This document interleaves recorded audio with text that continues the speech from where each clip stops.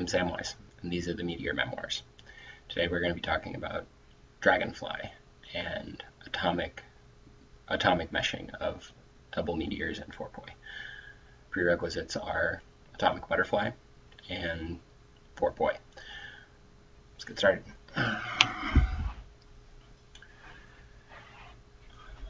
So, the idea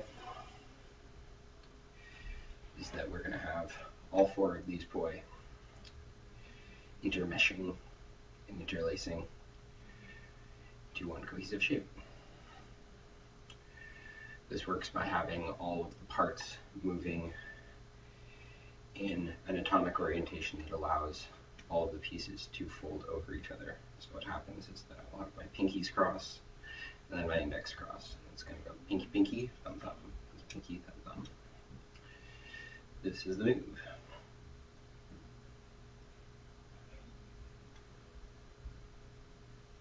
Currently I have this one in a wall versus floor atomic orientation, and I can do it in a wall versus wall atomic orientation, or I can do it in a floor versus floor atomic orientation, or all floor atomic orientation.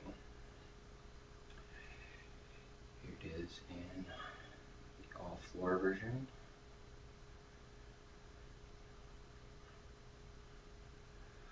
Wall versus floor. Wall versus wall. And if I give myself a little bit more space here, I can show you the ephemerally and lovingly called dragon eye, which is the cat eye version of this trick. You can see it's very difficult and takes quite a bit of practice to get the spacing right, because in order to get everything to stack, I have to get my hands just the right distance apart. As you can see, one hand is just slightly above the other, maintaining relatively open space. Now, the difference between here and here rotates which planar orientation I'm in, and this moves the nexus closer and further apart. If the nexus is too far apart, cats collide. If the nexus is too close together, they will start to tangle. Now the tangle acts more like a twist, because they're moving like this versus something more like this. But what is interesting and fun about this concept is that there are many, many, many orientations that Dragonfly can exist in, and the current version I'm showing you is only one of the timing directions that you can have for an atomic butterfly. This one being in opposite direction. I have these ones going inward or reverse, and there is a forward version that I suck at. This way.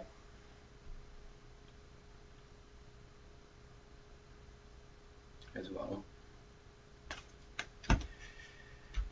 Now, going off of my previous video, we also know that atomic butterflies are only a 90-degree step away from split same 1-beat weaves. Now, that small shift will take us into split out butterfly, and then a slight bend will get us back into our atomic butterfly orientation. Now, what's weird about this is the fact that I can rotate, orient, and morph through each of these phases. And if it's true that I can take an atomic butterfly and morph it from, or this dragonfly, and morph it from wall into wall floor into floor, then a very interesting thing happens when I reorient both of these into 1-beat weaves, and I try meshing them like this. This is really difficult. That idea means that I can take a 1-beat weave in wheel, and I can transition that 1-beat weave into floor atomic, into a wall atomic, into any matter of different orientations, and it is a continuous morph. Now, if I were to have every version of Dragonfly under my belt, forward, reverse, pinky led, thumb led, split same, and butterfly, we would have what I want to lovingly call the dragon fruit, which is ultimately a weave where the full Dragonfly atomic is explorable.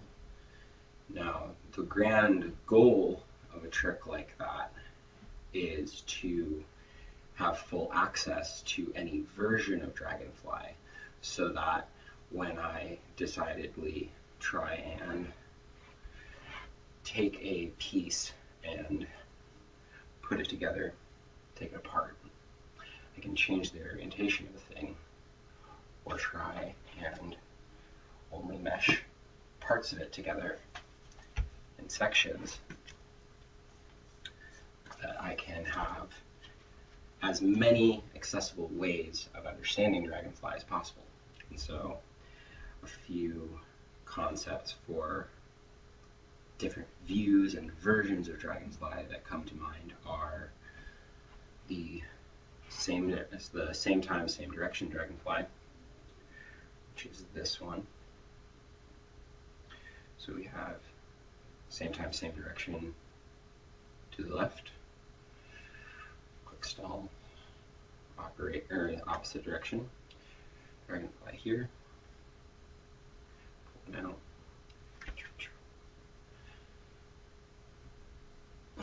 same Dragonfly to the right. Now I can interact two of the parts, like let's say the index versus the pinky, or the index of one versus the pinky of the other, and I get a shape that looks like this, where the index of my blue meteor is interfacing with the pinky of my green meteor, but only on that bottom section. If I do it just right, I can take that version of this split same Dragonfly, and I can phase one half of it into two halves of it, into now moving all the way through it, so I can phase, and I get something that kind of feels like a thread the needle. It's not exactly thread the needle, because thread the needle is an opposite direction weave, but hey, what the fuck. We're phasing meteors, so we honestly don't have very many names for any of this shit. Now, where this becomes confusing, difficult to explain, and really fun is when I start adding stalls, and I start changing the direction of given parts of the meteor, because I still want these Dragonfly moments to take place inside of the rest of my patterning. And as you can see, I don't actually have a real pattern built that will go in and out of Dragonfly, as much as I just have an explorable range of different ways that I want to kind of sneak all four of my way through each other.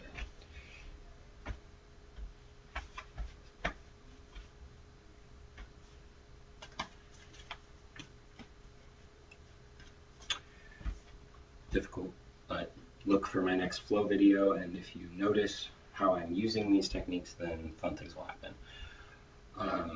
And we can all explore this together, as I honestly don't have the full breadth and range of what a Dragonfly is capable of, and that's not the point.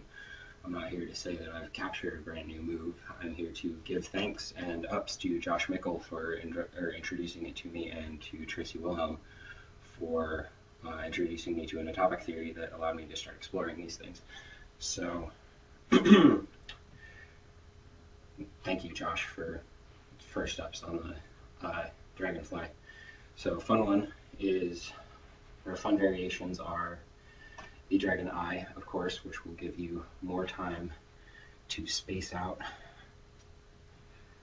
how all of these things are stacking on top of each other. And then my favorite, which is effectively a thread the needle, where I can stack one on top of the other, and I can break into and out of Dragonfly for only a beat at a time.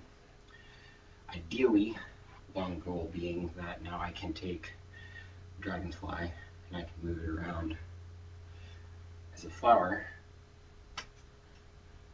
that will ultimately let me take an orientation like this, thread it together, break it apart, thread it together, break it apart, thread it together, break it apart, thread it together, break it apart, thread it together, break it apart. And now we have all of our orientations of flower exploration. A fun variation that I definitely need to explore more is the cross hands Dragonfly, which, as you can see, is just as difficult, if not more, than the original, but is in the same orientation and actually does feel the same as the first version of this that we're creating. So even the parts on native side will actually be the same Dragonfly as parts on non-native side. Yeah, man. And so this actually opens up a very interesting pocket where I can move all the way around and then put them back into Dragonfly.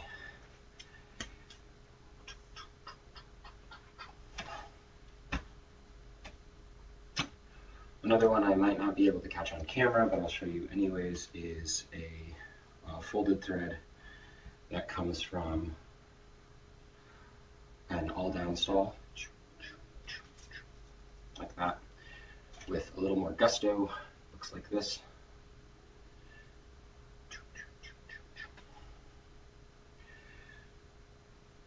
And this Dragonfly actually folds all the way through.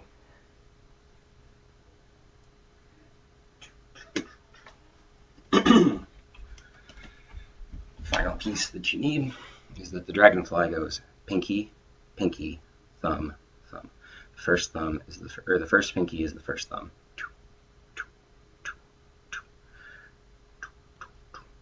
These work like teeth of gears.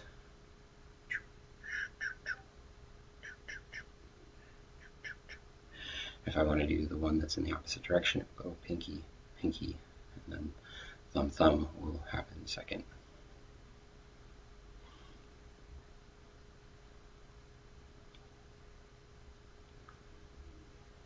Thanks for watching.